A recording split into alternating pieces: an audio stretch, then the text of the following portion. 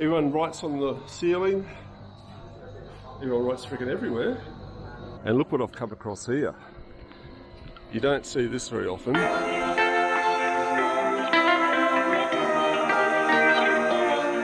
Roving ahead. He didn't come straight for us. Hello. He doesn't want to get off. Why would he want to get off and get into the dirt? I've got my shoes dirty. Hello, dude. Hello. Hello, cows.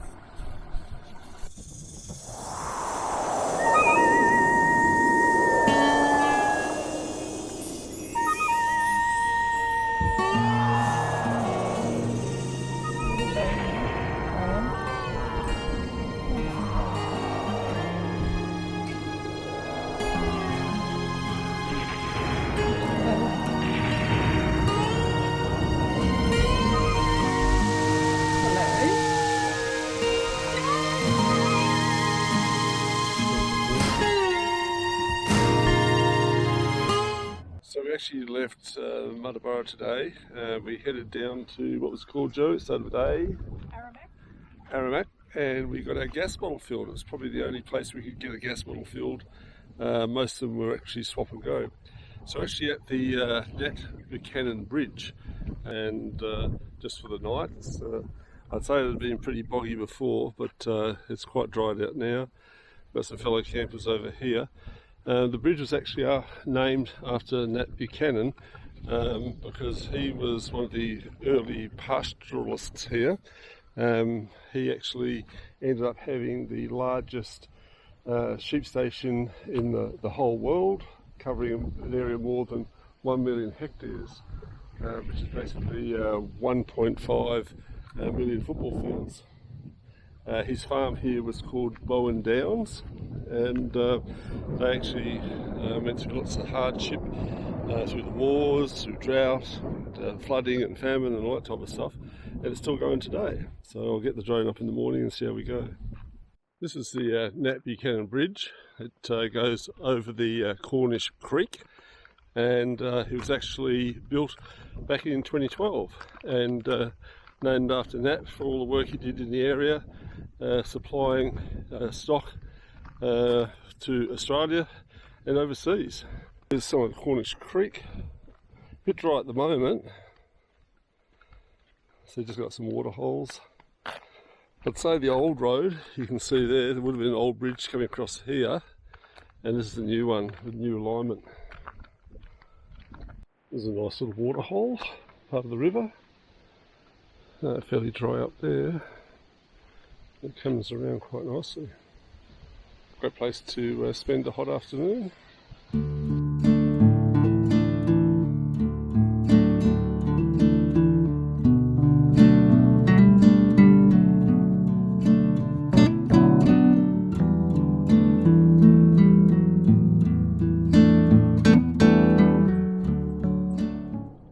When you actually come into the camp, make sure you turn off before the wayside rest stop up on the hill. Come in here and go straight down the track down there, and that's the easiest way. We made a mistake when we came in, and we definitely did the four-wheel drive trip. So you can see another sign there, camping area 11 Ks, White Mountains National Park. So just follow that down. When you get right down to the far corner, there is a track that goes off, and there's a couple of areas that are definitely four-wheel drive. So from that rest area, the track to the camp is about 10.5 Ks. There might be a more direct way, we don't know, but we'll find that out later. But this track's pretty good. We're getting our caravan through. It's getting a bit of a brushing either side. And I'd say that when it's wet, it would not be a very good road at all. It definitely is four-wheel drive though. Yeah, definitely four-wheel drive, yeah. You'd probably come out here for a day trip to have a look, but it'd have to be optimum conditions. We're on our way into Sawpit Gorge in the White Mountains National Park, and we've come across these. At first I thought they were termite mounds, but they're not. They're actually rock. Pretty cool.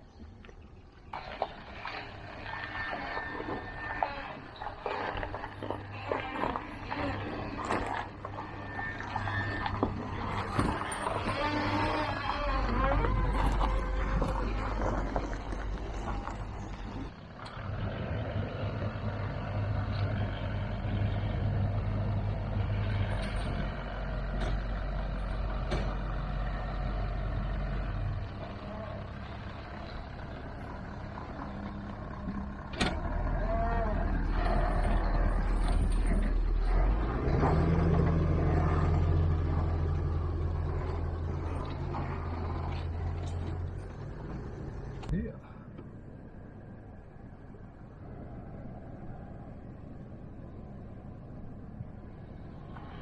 Toilet. Oh, it's a nice fire pit. Look at that fire pit. That's good. One at 4, isn't it? Yeah. It's number 2. Very big. This is our camp at White Mountains. We have a toilet over there, some information in that information board there. That's our setup, which has been pretty good. Barbecue behind that. There's 8 spots here, and we'll just have a look. Welcome to Cairns Camp Creek Campground. Basically, you need to book online before you come in because there's no access to internet here at all. We're actually in campsite number 8, which is probably the biggest. You can drive through there. Number 1's pretty good as well.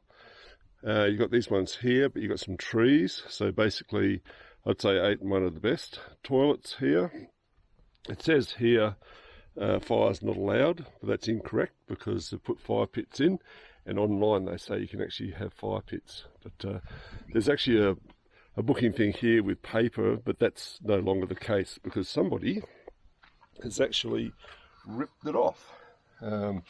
Which is not very nice for a national park, but just make sure you book online. You can also ring up. If you book online, you can actually see the availability before you actually come in.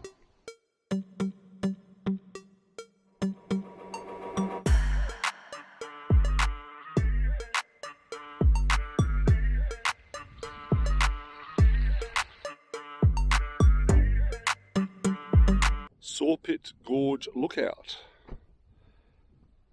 Didn't expect to see this. We were just travelling along a lot of flat ground and we've come across this.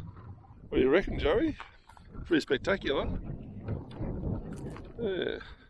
You can't camp here, although it looks like someone's on fire. But, oh, there goes that. I reckon this would be a great place to get the drone up when it's not windy and probably even see a sunrise. That'd be pretty cool. This is just around the corner from the main gorge and Sawpit Gully, and we've come across these little rock piles. If you recognise these rock piles, let us know. And then Joey's actually got a couple here. So that's Graham and Joe from OZLAPN. That's ours there. And yeah, we just had some noodles, hot noodles. We'll get the drone up here tomorrow when it's less windy and have a bit of a look.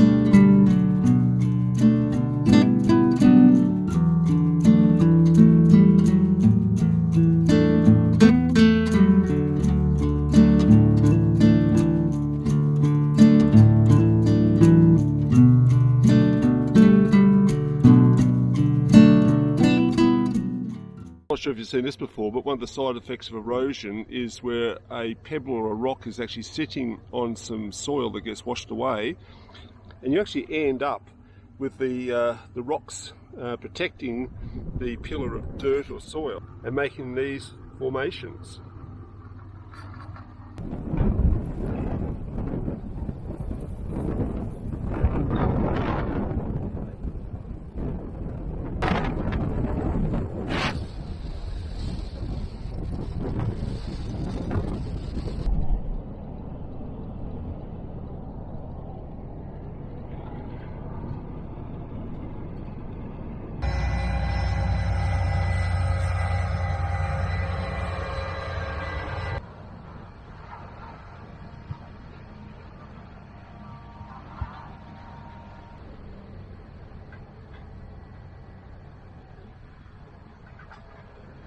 So at the Torrance Creek Exchange Hotel, it's over 100 years old, and what you're meant to do is actually come in here, and it's one of your typical Queensland pubs. You've got all your information up the top here.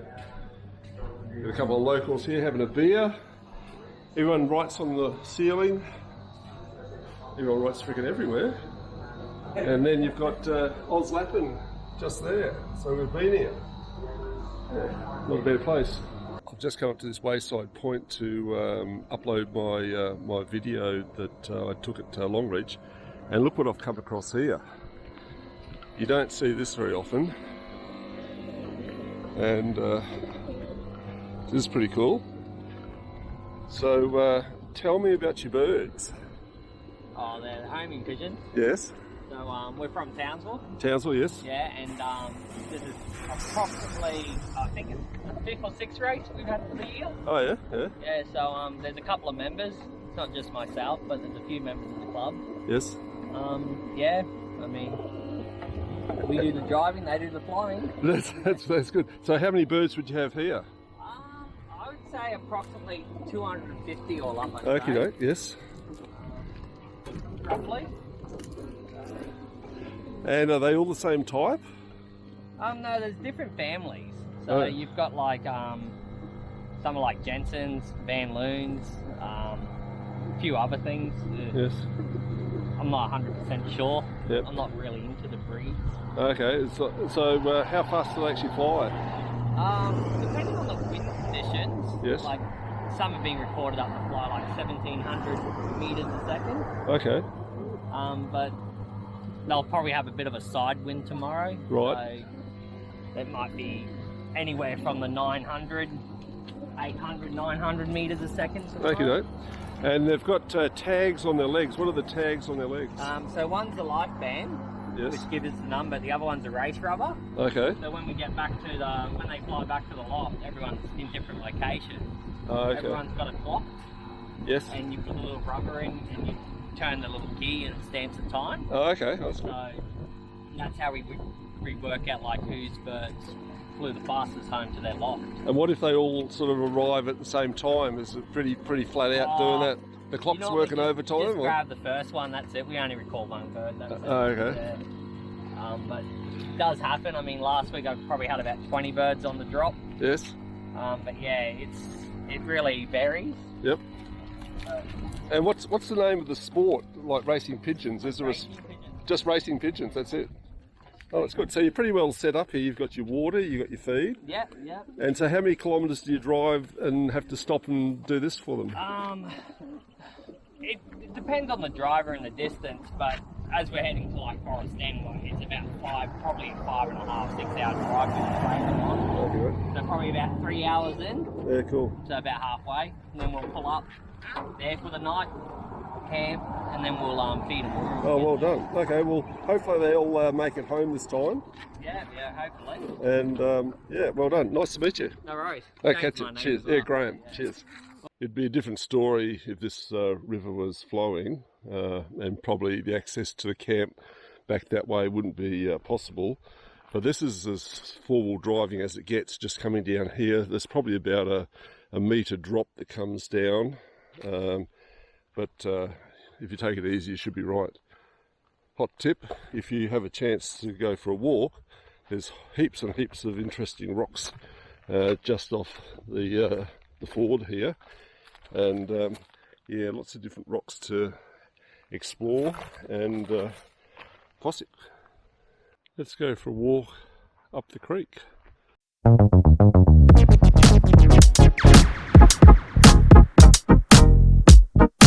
So that's how far I am from the caravan where we're parked. Didn't realise the creek was just down here.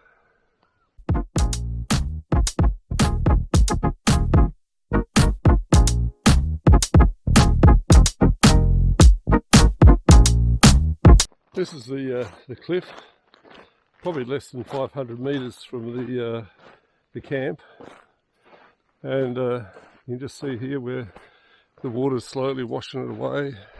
You can see this tree here, it's obviously had some debris around it, so the water has actually come through, and yeah, let's go down a little bit further and see what we can find.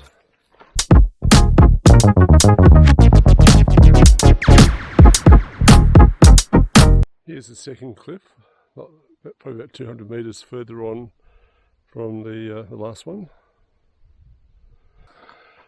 Check out that tree. What's really interesting here is this line of rocks that actually goes all the way through and follows it all the way around. So this would have been, at one stage, the base of the creek, and they're round, so they've actually had a lot of water go over them in the years.